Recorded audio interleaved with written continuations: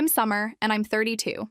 My millionaire husband just called me sterile in front of a packed courtroom, claiming I trapped him in a childless marriage.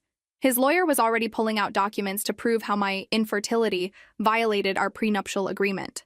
Christian sat there in his $1,000 suit, playing the devastated husband, whose dreams of fatherhood had been crushed by his defective wife. The judge looked sympathetic. The gallery was eating it up. And me? I reached into my purse and smiled. Where are you watching from today? Drop your location in the comments below and hit that like and subscribe button if you've ever felt completely betrayed by someone you trusted. You'll definitely want to stick around for what happened next. Let me rewind 3 years to show you how I ended up married to a complete fraud. Picture this. I'm working as an events coordinator at a boutique hotel in Manhattan when Christian Morrison walks into my life like something out of a romance novel. 6'2", salt and pepper hair, blue eyes that could melt glaciers, and a smile that probably cost more than my car. He was planning his company's annual gala, and lucky me got assigned to make his every wish come true. I need this to be perfect, he told me during our first meeting, leaning across my desk with those intense eyes. Money is no object. Famous last words, right? But back then, I was completely dazzled. This man sent flowers to my tiny studio apartment every day for a week. He took me to restaurants where the waiters knew his name and the wine cost more than my monthly rent. When he proposed on his penthouse balcony overlooking Central Park, with a ring that could have funded a small country, I thought I'd won the relationship lottery. The wedding was straight out of a fairy tale. Christian spared no expense designer dress, celebrity wedding planner, guest list that read like Forbes magazine. His mother, Elena, flew in from California wearing enough jewelry to stock Tiffany's. His business partner, Marcus, gave this touching toast about friendship and success that had everyone raising their glasses. I felt like Cinderella finally getting her happily ever after. But fairy tales don't prepare you for what happens when the clock strikes midnight and your prince turns back into a frog. Actually, that's unfair to frogs. At least frogs are honest about what they are. The first red flag should have been our honeymoon in Tuscany. We were staying at this incredible villa with vineyard views that stretched for miles, and I was practically glowing with newlywed bliss. Christian, I said over breakfast on our private terrace, I've been thinking about starting a family. Maybe we could start trying when we get back? His espresso cup paused halfway to his lips like I just suggested we sacrifice a goat. That's wonderful, darling. But let's not rush into anything. We should enjoy being married first. Reasonable, right? Except enjoying being married apparently meant Christian working 16-hour days while I decorated our penthouse and planned dinner parties for his business associates. Every time I brought up children, he had another excuse ready like he'd been practicing in the mirror. The company was expanding. The market was volatile. He wanted to take me to Paris first, or Tokyo, or Mars, wherever he could think of to change the subject. But those trips, they were absolutely perfect. Christian would transform back into Prince Charming. He'd hold my hand as we toured the Louvre, kiss me on the Brooklyn Bridge at sunset, post romantic photos on social media with captions about his beautiful wife. His followers ate it up, commenting about relationship goals and asking when we'd have little ones. If only they could see us behind closed doors, where my husband treated me like expensive furniture beautiful to look at, but not particularly functional. The moment we'd return from any trip, Christian would disappear faster than my hopes for our marriage. His office became his sanctuary, the gym became his second home, and our bedroom felt like a museum, beautiful but completely untouchable. When I'd try to initiate any kind of intimacy, he'd suddenly remember an urgent email that required his immediate attention, because apparently market fluctuations can't wait for your wife to feel loved. I started making excuses for him like it was my part-time job. Successful men have demanding schedules, I told myself. He's building an empire, and that takes sacrifice. But late at night, staring at the ceiling of our king-sized bed while he slept with his back to me, I couldn't shake the feeling that something fundamental was wrong. And by something, I mean everything. My friend Rachel, a nurse who'd known me since college, was the first person to call out the obvious. "Summer, you look exhausted," she said during one of our monthly brunches, studying my face like I was one of her patients. "When's the last time you and Christian had a real conversation?" "We talk all the time," I protested, but even I could hear how hollow that sounded. It was like saying we breathed the same air. So obviously we were communicating. About what? His work? Your social calendar? When's the last time he asked how you're feeling about anything that actually matters to you? I couldn't answer because I couldn't remember. Christian had mastered the art of conversation without actually communicating like a politician, but with better hair and worse intentions. He'd ask about my day while scrolling through his phone. He'd compliment my appearance for public consumption. But in private, I might as well have been wallpaper. The breaking point came on our second anniversary. I'd planned this romantic evening, his favorite restaurant, a bottle of wine we'd shared on our wedding night, lingerie that cost more than most people's mortgage payments. I wanted to feel connected to my husband again, to remember why we'd fallen in love in the first place. Christian came home 3 hours late. "Sorry, darling," he said, loosening his tie without actually looking at me. Marcus and I were reviewing quarterly projections, and you know how time flies when you're discussing expansion strategies. There I was, standing in our living room wearing a dress that hugged every curve, makeup perfect, hope dying a slow and painful death in my chest. "Christian, it's our anniversary." He paused with that deer-in-headlights look before his practiced smile slid into place. "Of course it is. How thoughtless of me. Let me just shower and we can order takeout from that Thai place you like." Takeout. On our anniversary. While I stood there dressed for seduction, feeling like the world's most expensive fool. That night I made a decision that would change everything. While Christian showered claiming he needed to wash off the stress of his day, because apparently stress is something you can scrub away with expensive soap, I picked up his phone. I know snooping is wrong, but desperate times call for desperate measures, and I was drowning in my own marriage. His text messages were surprisingly innocent. Business conversations with Marcus, scheduling with his assistant, the usual boring corporate communications. No secret affairs, no steamy exchanges with mysterious women. If anything, his digital life was as sterile as our relationship. How fitting. But something nagged at me. The way he and Marcus texted felt different. Comfortable in a way that Christian never seemed with me anymore. They had inside jokes, shared references, an easy intimacy that I envied.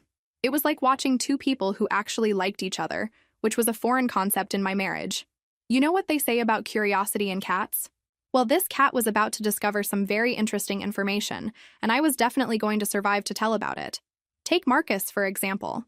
Christian's business partner, best friend since college, and the man who seemed to know my husband's schedule better than his own wife did. They'd roomed together at Harvard, started their investment firm right after graduation, and somehow, Marcus was always around. Always invited to our dinner parties, always joining us for holidays, always the third wheel who never actually felt like a third wheel. More like I was the third wheel in their perfectly choreographed friendship. I started paying attention to things I'd previously ignored because I was too busy playing the perfect wife. The way Christian's entire demeanor would change when Marcus walked into a room suddenly animated, genuinely laughing, more alive than I'd seen him in months. The way they'd stand just a little too close during business discussions, their conversations flowing with an ease that made me feel like an outsider in my own home. "Marcus is coming for Thanksgiving," Christian announced one evening in November, not asking but informing me like I was his secretary. "Of course he is," I replied, not bothering to hide my sarcasm. Would it be a holiday without Marcus? Should I set a place for him at our anniversary dinner too? Oh wait, we don't have those anymore. Christian shot me a sharp look. "He's family, Summer. You know he doesn't have anywhere else to go." Family. Interesting choice of words, considering Marcus had parents in Connecticut and a sister in Boston. But apparently, our dinner table was where he belonged for every major holiday. I was starting to feel like the unwanted guest at my own celebrations, which is quite an achievement when you're paying for the turkey. But instead of starting another fight that would go nowhere, I decided to play detective. During Christmas dinner, I watched them like I was studying for the most important exam of my life. The shared glances, the way Marcus could make Christian laugh with just a raised eyebrow, the comfortable silence between them that spoke volumes.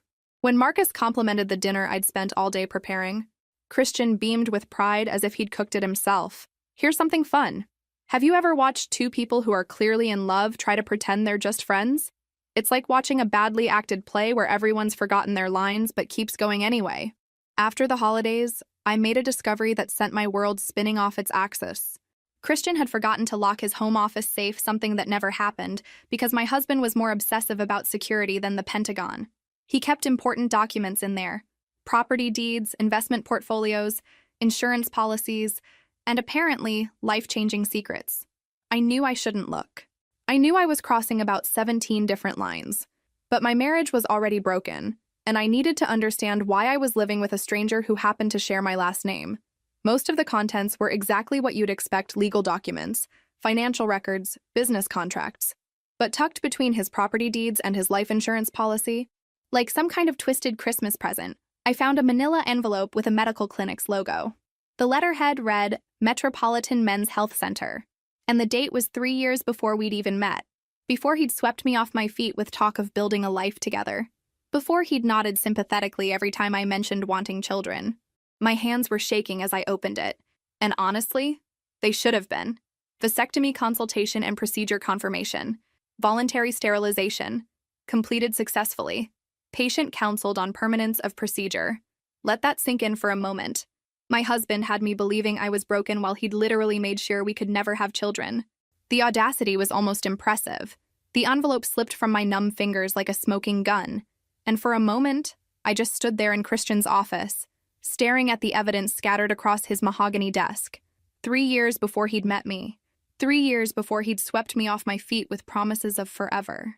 3 years before he'd let me believe that my body was somehow failing us both. Every conversation about our future family had been a performance worthy of an Oscar. Every time I'd suggested baby names or pointed out cute nursery furniture, he'd been acting. This man had built our entire relationship on a foundation of lies so elaborate, it would make politicians jealous. I photographed the documents with my phone, my hands still trembling with a combination of rage and vindication. Then I carefully returned everything to its exact position in the safe, because if Christian thought he was the only one who could play the long game, he was about to get a very rude awakening. The next few weeks were pure torture. I sat across from Christian at dinner, making small talk about his day, while inside I was screaming loud enough to wake the dead. I watched him chat with Marcus about their latest business ventures, and suddenly their relationship took on a completely different dimension. Had Marcus known about the vasectomy? Was he part of this elaborate deception too? Of course he was. You don't share a dorm room, start a business, and maintain a decades-long friendship without knowing your partner's medical history, especially when that medical history directly impacts the woman he's married to. You seem distracted lately, Christian observed one evening, not looking up from his tablet as he scrolled through emails like the caring husband he pretended to be. Just tired, I replied, wondering how he could be so oblivious to the fact that I'd uncovered his lies. But then again, Christian had always been excellent at seeing only what he wanted to see. It's a useful skill when you're living a double life.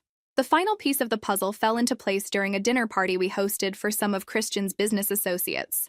I was playing the perfect hostess, as always, when I noticed something that made my blood run cold. Marcus was adjusting Christian's tie, an intimate gesture that lasted just a beat too long. Their eyes met, and in that moment, I saw something that explained absolutely everything. Love, not friendship, not business partnership, but genuine, deep, romantic love. I excused myself to the kitchen and gripped the marble countertop until my knuckles turned white. How long had they been together? Had their relationship started in college? Or was it something that developed over years of building their business empire together? More importantly, why had Christian married me if he was in love with someone else? The answer was probably sitting right there in that manila envelope, wasn't it? The vasectomy, the marriage to a woman who desperately wanted children, the prenuptial agreement I'd signed without reading carefully because I'd been blinded by love and expensive jewelry, it all added up to something calculated and cruel. Christian had married me as a cover, a beautiful, successful wife to parade around while he lived his real life with Marcus. And when our childless marriage inevitably failed because I couldn't get pregnant, he'd be able to keep his fortune intact while playing the victim of a defective woman who couldn't give him the heir he wanted. It was actually brilliant, in a completely sociopathic way. I almost had to admire the planning involved. Almost. I started doing research like my life depended on it, because frankly, it did. Real research. Not just connecting dots and drawing conclusions like some discount detective. I hired a private investigator, a woman named Detective Sarah Chen, who specialized in matrimonial cases and had the kind of track record that suggested she'd seen every flavor of marital deception imaginable. I paid her with money from an account Christian didn't know about, a small inheritance from my grandmother that I'd kept separate from our joint finances, because apparently I had better instincts about protecting myself than I'd given myself credit for. I need to know if my husband is having an affair, I told Sarah during our first meeting at a coffee shop in Queens, far from anywhere Christian or Marcus might accidentally stumble upon us. Sarah was in her 40s, sharp-eyed and professional, with the kind of no-nonsense attitude I wished I'd possessed 3 years ago. Most wives have a gut feeling before they have proof, she said, studying me across the small table. What's yours telling you? That my marriage has been a lie from day one, and I'm about to prove it. She nodded like she'd heard this story 1,000 times before, which was either reassuring or deeply depressing.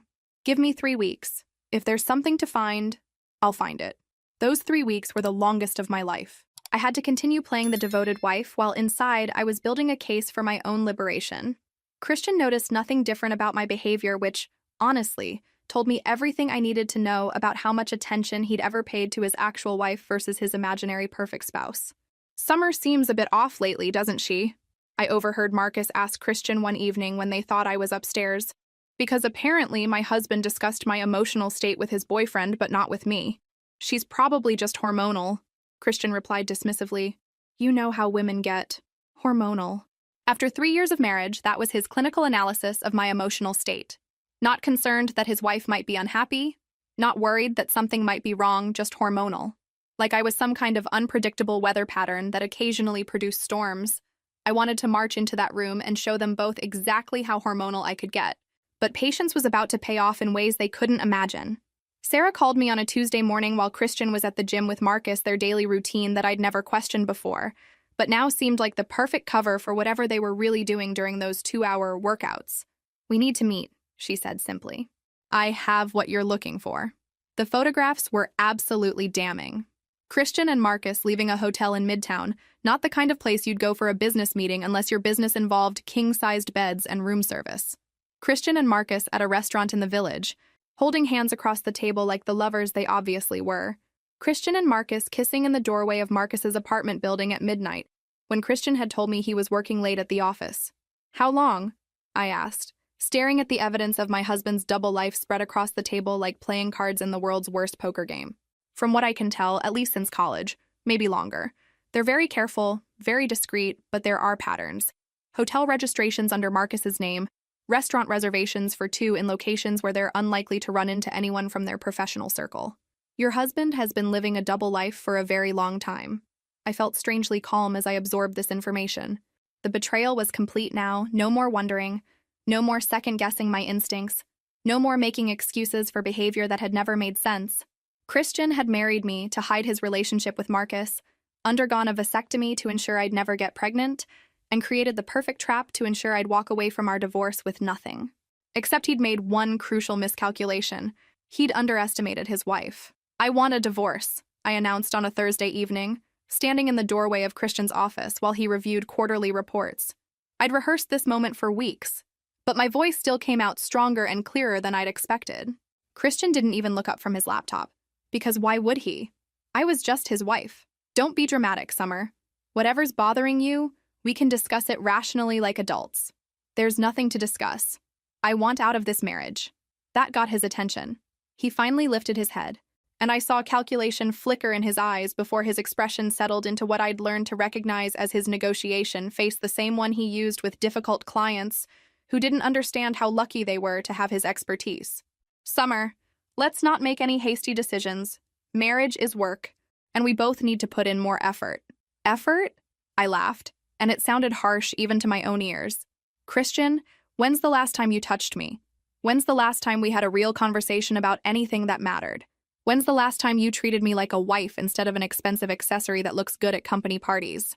He stood up, moving around his desk with the kind of predatory grace that had once made my heart race and now just made me angry. You're being emotional.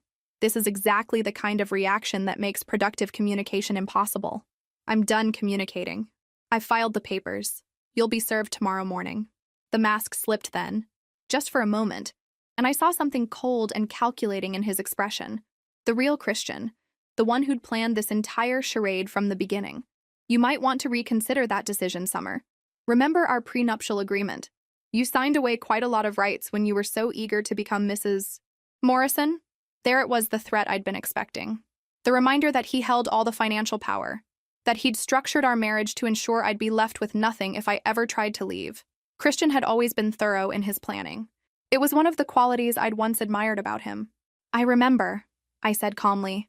I also remember the clause about fault-based divorce and the provision for spousal support in cases of adultery or fraud. His confidence wavered slightly, like a crack appearing in expensive marble. I don't know what you think you know, but I know about Marcus. The words hung in the air between us like a live wire, crackling with dangerous energy. Christian's face went completely blank, that expressionless mask he wore when he was calculating his next move in a high-stakes negotiation. I don't know what you mean by that. Of course you don't. I turned to leave, then paused in the doorway for my exit line. Oh, and Christian, you might want to call your lawyer. You're going to need the best legal team money can buy. Trust me on this one. The divorce proceedings were exactly as brutal as I'd expected. Christian hired the most expensive legal team in the city, men in $1,000 suits, who specialized in protecting wealthy men from their inconvenient wives. They filed motion after motion, questioning my mental state, my financial contributions to the marriage, my fitness as a spouse. But they made one crucial mistake. They assumed I was the same naive woman who'd signed that prenuptial agreement 3 years ago. The preliminary hearing was scheduled for a Tuesday morning in family court. I arrived early, dressed in a navy suit that projected competence and respectability, while Christian's lawyers had requested a closed hearing. Somehow the media had gotten wind of the case. Morrison Investment Group was well known in financial circles, and wealthy men's messy divorces always made excellent copy. Christian arrived with his legal team and Marcus, who was there as moral support and business partner. They huddled together at their table, whispering strategies and shooting confident glances in my direction, like they were planning a hostile takeover. I sat alone with my lawyer, a smart woman named Jennifer Walsh, who specialized in David versus Goliath cases and had never lost to a Goliath yet. "Are you ready for this?" Jennifer asked quietly. I patted my purse, feeling the weight of the manila envelope inside. "I've been ready for months." The hearing began with Christian's lawyer painting him as the devoted husband whose wife had become increasingly unstable and demanding. They presented our prenuptial agreement with the flourish of magicians pulling rabbits from hats, highlighting the clause that would leave me with minimal assets if our marriage ended due to my inability to provide children. My client entered this marriage with the express understanding that he and Mrs. Morrison would start a family, his lawyer intoned like he was delivering a eulogy. When it became clear that Mrs. Morrison was unable to fulfill this essential aspect of their marital agreement, the relationship deteriorated beyond repair. Unable to fulfill. The word choice was deliberate, designed to make me sound defective, broken, less than a real woman. I felt every eye in that courtroom assessing me, wondering what was wrong with me that I couldn't give my husband the child he wanted. It was actually quite a performance, I almost believed it myself. But then Christian's lawyer made his fatal mistake. He looked directly at me with that smug smile that said he thought he'd already won. "Furthermore, Your Honor, medical evidence will show that Mrs. Morrison is in fact infertile. My client has endured 3 years of false hope while his wife concealed her condition, making conception impossible." The silence in that courtroom was deafening. You could have heard a pin drop as Judge Harrison stared at Christian, waiting for an explanation that wasn't coming. Christian's face had gone from confident to pale to green in about 30 seconds, quite the transformation for someone who usually controlled every room he entered. "Your Honor," I said, standing up despite Jennifer's surprised look, "I have evidence I'd like to present to the court." I walked to the judge's bench, my heels clicking on the marble floor like a countdown timer, and placed that beautiful manila envelope in his hands. The courtroom was silent except for the rustle of paper as he opened it and examined the contents. The vasectomy records, the private investigator's photographs, bank statements showing hotel charges and restaurant bills for Christian's secret dates with Marcus. Phone records documenting late-night calls between them while Christian was supposedly working late. Judge Harrison's expression grew darker as he reviewed each piece of evidence. Finally, he looked up, his gaze moving from Christian to Marcus to me like he was watching the world's most expensive tennis match. "Mr. Morrison," he said, his voice carrying the weight of judicial authority and barely contained disgust, "would you care to explain these documents?" Christian's lawyer jumped up like his chair was on fire. "Your Honor, we weren't prepared to address these allegations today. We request a continuance to properly review these documents and prepare our response." "Allegations?" Judge Harrison's eyebrows shot up as he held up one of the photographs. "This appears to be your client kissing another man outside an apartment building. Are you suggesting this is somehow fabricated?" I watched Christian's world crumble in real time, and honestly, I should probably feel guilty about how satisfying it was. But after 3 years of being made to feel like I was the problem, like I was broken and insufficient, watching him squirm felt like justice served with a side of karma. Marcus had gone completely white and was staring at his hands like they held the secrets of the universe. The man who'd been so comfortable playing the concerned business partner was suddenly very interested in the floor tiles. "Your Honor," Jennifer stood up, "these documents clearly show that Mr. Morrison has been living a double life throughout his marriage to my client. The vasectomy records prove he never intended to have children, making his claims about my client's alleged infertility not just false, but deliberately fraudulent." The judge flipped through more photographs, his expression growing more disgusted by the minute. This court has seen many cases of marital deception, but this level of premeditation is particularly disturbing. Mr. Morrison appears to have deliberately married Mrs. Morrison as a cover for his relationship with, Judge Harrison glanced at his notes, Marcus Delacroix, then structured their prenuptial agreement to ensure she would receive nothing when the inevitable divorce occurred due to his own voluntary sterilization. Christian finally found his voice, though it came out as more of a croak. Your Honor, my relationship with Marcus is purely professional. Mr. Morrison, the judge's voice was ice cold. I strongly advise you not to commit perjury in my courtroom. The evidence before me suggests otherwise, and I've seen enough court cases to recognize a lie when I hear one. The media section was frantically scribbling notes. I could already see tomorrow's headlines. Investment mogul's secret life exposed, and Millionaire's marriage was elaborate fraud. Christian's carefully constructed public image was disintegrating faster than a sandcastle in a hurricane, and I had front row seats to the show. In light of this evidence, Judge Harrison continued, I'm ruling that the prenuptial agreement is void due to fraud.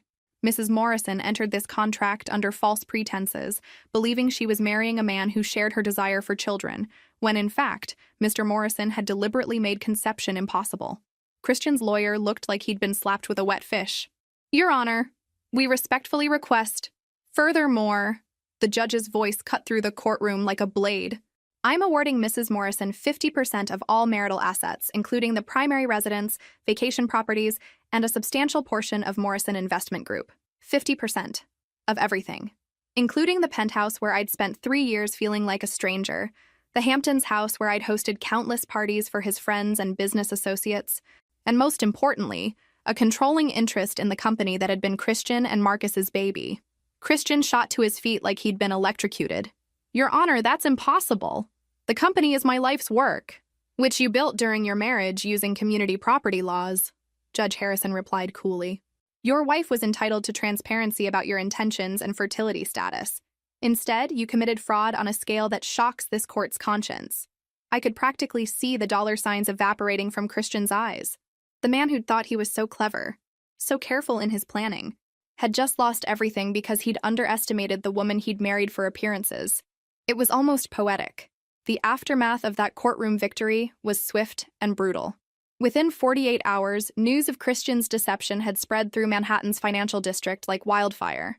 The story had everything gossip-hungry socialites loved: secret affairs, financial fraud, and a wealthy man's spectacular downfall. Christian's business associates started distancing themselves immediately. Nobody wanted to be associated with a man who'd committed marriage fraud, especially not in a world where reputation was everything. Phone calls went unreturned, lunch invitations were rescinded, and suddenly Christian found himself persona non grata in the very circles where he'd once held court. Marcus bore the brunt of the professional fallout. Their investors, already nervous about the scandal, began pulling their money when they realized the company's 2 founding partners had been living a lie that made soap operas look understated. The man who'd helped build Morrison Investment Group from the ground up was suddenly toxic by association. I moved back into the penthouse while Christian packed his belongings like a defeated general retreating from battle. The irony wasn't lost on me. The woman he'd tried to leave with nothing was now living in his home, surrounded by the art and furniture he'd chosen to impress people who no longer answered his calls. This isn't over, Summer, he said on his last day, standing in our former living room with boxes of his personal items stacked around him like the ruins of his former empire. You think you've won something? But you have no idea how to run a business. You'll lose everything within a year. I was sitting in his favorite leather chair, the one where he used to read financial reports while ignoring me. You know what's funny, Christian? You spent 3 years treating me like I was too stupid to notice your lies, too weak to fight back, too dependent on you to survive on my own. And yet, here we are. The penthouse felt different once Christian was gone, larger somehow, like it could finally breathe without his suffocating presence. I walked through rooms that had felt like a museum and started making them actually mine. The first thing I did was donate his precious art collection, every pretentious piece he'd bought, to show off his sophisticated taste to the Metropolitan Museum of Art. Let them deal with his legacy while I built my own. Jennifer Walsh, my lawyer, became my advisor as I navigated the complex process of taking control of Morrison Investment Group. The company was hemorrhaging clients and money like a sinking ship, but the bones of it were solid. Christian and Marcus had built something valuable, even if they'd destroyed its reputation with their personal drama. You have 2 choices, Jennifer explained during one of our strategy sessions. Sell your shares and walk away with enough money to buy a small island, or fight to rebuild the company's reputation and potentially make even more money in the long run. I thought about that for exactly 30 seconds. I didn't go through all this just to take the easy way out. Besides, I want to prove that this company can succeed without them. The first board meeting I attended as a major shareholder was memorable in all the best ways. These men who'd known me only as Christian's decorative wife suddenly had to take me seriously as a business owner. The adjustment was painful for everyone involved, but mostly for them. Mrs. Morrison, one of the board members said carefully, like he was defusing a bomb, "We appreciate your enthusiasm, but managing an investment firm requires specialized knowledge and experience." "You're absolutely right," I agreed, with a smile that could have cut glass, which is why I'm bringing in consultants and advisors to help guide the transition. But make no mistake, I'm not going anywhere. This is my company now. Rebuilding Morrison Investment Group's reputation was like performing surgery on a patient who was bleeding out on the operating table. Every day brought new challenges. Clients threatening to leave, employees uncertain about their futures, competitors circling like vultures waiting to pick apart our remaining assets. But I had advantages that Christian never possessed. I understood people in ways he never bothered to learn. While he'd focused on numbers and profits, I'd spent years managing relationships, reading social dynamics, understanding what people really wanted versus what they said they wanted. Turns out those skills are surprisingly useful in business. My first major decision was rebranding. Morrison Investment Group became Meridian Capital Partners, a fresh start with no baggage from Christian's scandal. I hired a crisis management team, a new marketing firm, and most importantly, I brought in Rebecca Torres as CEO. Rebecca was everything I wasn't. Financial expertise, 15 years of experience running investment firms, and a reputation for turning around struggling companies. She was also a woman in a male-dominated industry who understood exactly what it felt like to be underestimated by men in expensive suits. "Why me?" she asked during our first meeting. "You could hire any number of experienced executives who'd probably work for less money and fewer questions." "Because you know what it's like to have everyone assume you don't belong in the room," I said. "And because when I researched your track record, I realized you're exactly the kind of person Christian would never have hired, which makes you perfect for what we're trying to build." Rebecca smiled at that. "You want to prove that the company can succeed without him. I want to prove it can succeed better without him." The first 6 months were brutal in ways I hadn't anticipated. We lost about 40% of our client base, had to lay off a third of our staff, and there were days when I wondered if Christian had been right about my ability to run a business. But slowly, gradually, we started attracting new clients who were intrigued by our story. Turns out, there were a lot of people who enjoyed the idea of investing with a company that had been built from the ashes of a fraud scandal. We marketed ourselves as transparent, ethical, and led by people who understood the real cost of deception. It was a compelling narrative, and more importantly, it worked. Marcus tried to reach out to me once, about 8 months after the divorce was finalized. He called my office, somehow got past my assistant, and caught me during a late evening when I was reviewing quarterly reports and wondering if I'd bitten off more than I could chew. "Summer, I wanted to apologize," he said, his voice heavy with guilt that was probably genuine. "I never meant for you to get hurt in all this." "But you knew I would be," I replied calmly, setting down my pen and leaning back in my chair. "You knew Christian had married me under false pretenses, knew he'd undergone a vasectomy, knew he was planning to leave me with nothing when our childless marriage inevitably failed. You knew all of that, and you participated anyway." "I love him," Marcus said simply. Like that explained everything and absolved him of all responsibility. "I know you do, but love doesn't excuse cruelty, Marcus, and what you both did to me was incredibly cruel. It was calculated, deliberate, and designed to destroy my life for your convenience." He was quiet for a long moment.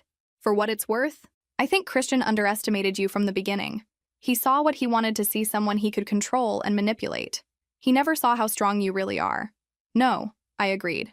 "He didn't. And that was his biggest mistake." 2 years after the divorce, Meridian Capital Partners wasn't just surviving, we were thriving in ways that would have made Christian's head spin. Our client portfolio had grown by 300%. We'd opened offices in Chicago and Los Angeles, and Rebecca had been featured on the cover of Financial Weekly as one of the industry's rising stars. But my real triumph came on a Tuesday morning when my assistant buzzed my office with unusual excitement in her voice. "Ms. Morrison, you have a visitor, a Mr. David Chen from Chen & Associates. He says it's about a business proposition that you'll find very interesting." David Chen turned out to be Sarah's brother, the private investigator who'd helped me gather evidence against Christian. Unlike his sister, David was a corporate acquisitions specialist who made his living buying and selling struggling companies like some kind of business vulture. "I have something I think you'll want to see," he said, sliding a folder across my desk with the satisfaction of someone delivering excellent news. "Morrison Investment Group is going up for sale." I opened the folder and felt a smile spread across my face that probably looked borderline predatory. Christian and Marcus's original company, the one they'd lost most of their clients and investors after the scandal, was now bleeding money and desperately seeking a buyer. The asking price was a fraction of what the company had been worth during its heyday. "They're asking $12 million, David explained.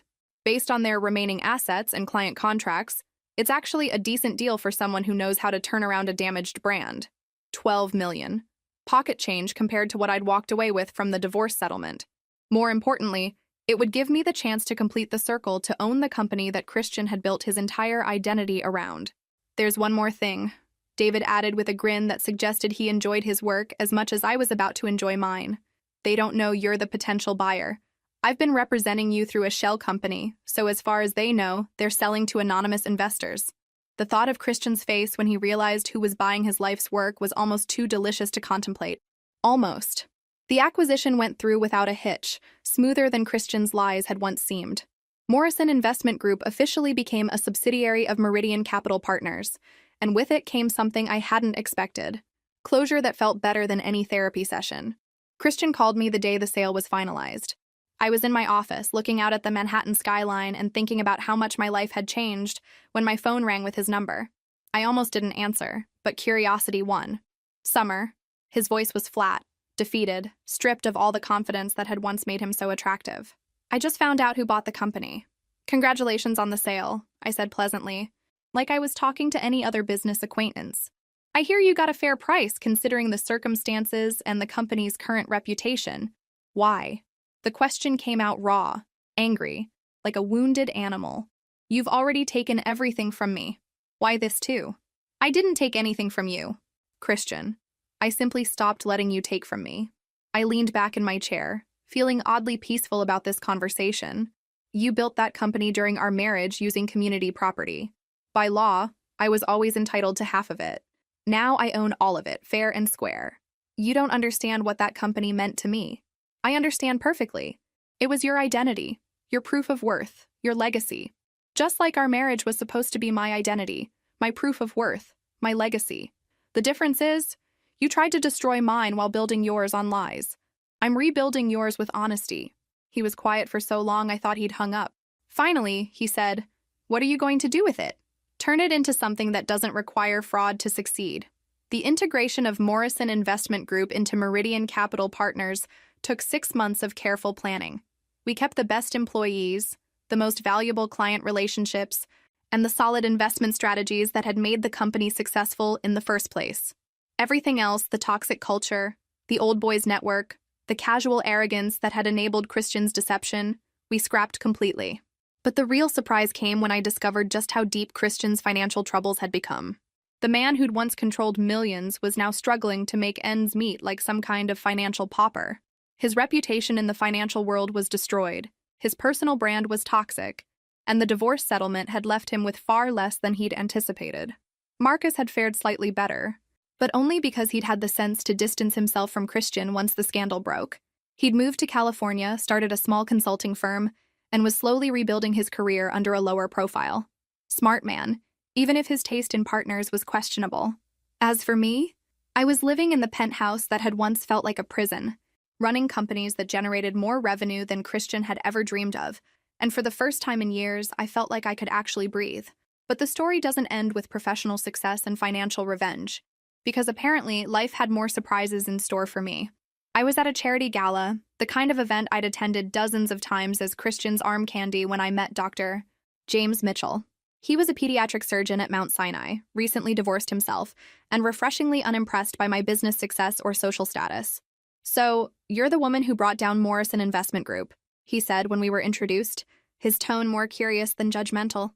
"I'm the woman who survived Morrison Investment Group," I corrected. "There's a difference." He studied me with intelligent gray eyes that reminded me of storm clouds. "I imagine there is." That must have taken incredible strength. It was the first time in years that someone had acknowledged what I'd been through rather than just focusing on what I'd gained from it. Most people saw the penthouse, the successful company, the financial victory, and assumed I'd come out ahead. James was the first person to recognize that surviving that level of deception and betrayal had required something deeper than just good lawyers and determination. We talked for 3 hours at that gala, long after the formal program had ended and most guests had gone home. He told me about his work saving children's lives, about his own messy divorce from a woman who'd wanted a doctor's salary but not a doctor's schedule. I told him about building a company from the ashes of a fraudulent marriage, about learning to trust my instincts after years of being gaslighted by a professional. "Would you like to have dinner sometime?" he asked as the evening wound down. "Somewhere quiet where we can continue this conversation without 100 people pretending not to eavesdrop?" I almost said no. After everything I'd been through with Christian, the idea of trusting another man felt about as appealing as voluntary root canal surgery. But something about James felt different, genuine in a way that Christian had never been, even during his most convincing performances. "I should probably warn you," I said. "I come with a lot of baggage. Public scandal, trust issues, an ex-husband who committed marriage fraud, and a tendency to investigate people's backgrounds before the second date." James smiled, and it was nothing like Christian's practiced charm. This was warm, real, unguarded. "I come with emergency surgery schedules, a tendency to disappear into work for 12-hour stretches, and an ex-wife who tells anyone who'll listen that I chose my career over our marriage. Want to compare baggage over dinner on Friday?" I realized I was smiling back, the first genuine smile I'd felt in longer than I could remember. That sounds perfect. 6 months later, I was standing in the bathroom of my penthouse, staring at a pregnancy test with 2 pink lines, feeling emotions I couldn't quite name. After everything Christian had put me through the years of thinking I was broken, the public humiliation in court, the cruel irony of being called sterile by a man who'd made himself sterile, I was pregnant. James and I had been taking things slowly, building trust and intimacy in ways I'd never experienced with Christian. He'd been patient with my anxiety about commitment, understanding about my need for independence, and amazingly supportive of my business endeavors. When I'd told him about wanting children someday, he'd simply said, "Someday sounds good to me when you're ready." Apparently, someday had arrived sooner than either of us expected. "Summer?" James called from the bedroom. "Everything okay in there?" I opened the bathroom door, still holding the test, still trying to process this turn of events. James took one look at my face, then at the test in my hands, and his expression shifted from concern to wonder. "Are you?" he started, then stopped, waiting for me to tell him how I felt about this news before he revealed his own reaction. "I'm pregnant," I said, the words feeling surreal. After all of Christian's lies about me being infertile, after believing for years that I might never be able to have children, I'm actually pregnant. James crossed the room in 2 steps and wrapped me in his arms, careful and gentle like he was afraid I might break. "How do you feel about it?" "Terrified," I admitted. "Excited, vindicated, like the universe has a sense of humor and excellent timing." When Emma Rose Mitchell was born on a snowy Tuesday morning in February, weighing 7 pounds and 2 ounces with a full head of dark hair and her father's determined chin, I finally understood what true victory looked like. It wasn't the financial success, wasn't the professional recognition, wasn't even the satisfaction of watching Christian's empire crumble. True victory was holding my daughter in my arms, knowing that I'd survived everything that had tried to break me and emerged stronger, wiser, and infinitely more capable of love than I'd ever thought possible. James proposed when Emma was 6 months old, not with a massive diamond designed to impress other people, but with his grandmother's simple gold band and a promise that he'd spend his life being worthy of the trust I'd placed in him. We married in a small ceremony in the garden of the penthouse, surrounded by the people who'd supported me through the darkest period of my life. As for Christian and Marcus, they weren't invited, obviously. I'd heard they'd moved to Portland, where Marcus was running a small investment advisory firm, and Christian was working as a mid-level analyst. They were together, finally living openly as a couple, but their professional reputations had never recovered. Sometimes the best revenge really is living well, and I was living very, very well indeed. If this story resonated with you, make sure to like and subscribe for more tales of people who turned their worst betrayals into their greatest triumphs.